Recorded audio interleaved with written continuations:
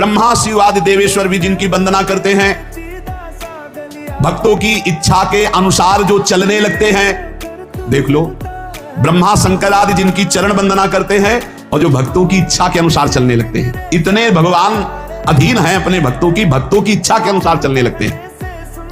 आप सोचो ना, ये कैसे हो सकता है कि सारथी के पद में वो बैठे हुए हैं जिनके चरण रखने की चौकी को भगवान शंकर ब्रह्मादि नमस्कार करते हैं। देयम सदा परिभोगम अभीष्टदोहम तीर्थास्पदम शिववीरं चिनुतम शरण्यम, जो भक्तों की इच्छा के अनुसार चलने लगते हैं। एक बार अगर दुर्योधन को ठीक से समझाया जाए तो हे श्री कृष्ण, हो सकता है वो समझ सकता है। युधिष्ठिर जी ने कहा, तो जैसी आप आज्ञा करें, आप संधि के लिए जाइए।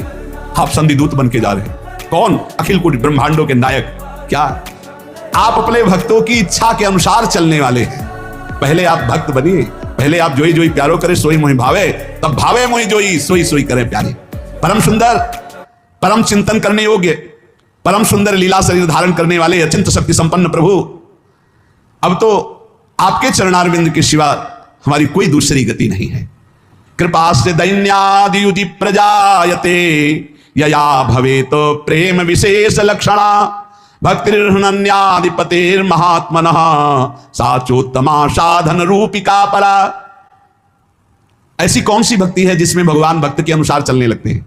बोले जिसमें अभिमान शून्य हो गया है और जो दैन्य युक्त हो गया है, उसमें सारे वो सद्गुण आ जाते हैं जिससे श्री कृष्ण विशेष उसके अधीन हो जाते हैं। दैन्य अभिमान शून्य के हृदय में वो सारे सद्गुण आ जाते हैं जिन सद्गुणों से रीझ कर प्रभु अधीन हो जाते हैं। श्री कृष्ण की विशेष कृपा उस साधक उपासक भक्त पर है जो अभिमान शून्य और दैन्य है। जो सर्वेश्वर प्रभु के चरणों का प्रेम प्राप्त करना चाहता है, वो अभिमान न करे, दैन्य रहे, दीन भाव लाए। उत्तम साध्य भक्ति का लक्षण है दैन्य भाव, अभिमान शून्यता। और तो सब भक्ति साधारण भक्ति के अंतर्गत आती है। दैन्य और अभिमान शून्य होकर निरंतर अपने इष्ट के चिंतन में रहना, यह सर्वोत्तम भक्ति का लक्षण है। उपास्य रूपम तदुपासकस्य च कृपा फलम भक्ति रसस्ततः परम विरोधिनो रूपमथैत दाप्तेर गेयायमेर्था अपि पंच साधु ही। अपने उपास्य देव के सिवा कहीं भी हमारा कोई भी लगाव ना हो। प्रिया प्रीतम, प्रिया प्रीतम, कहीं भी लगाव होगा तो उपास्य देव से हटा देगा वो लगाव।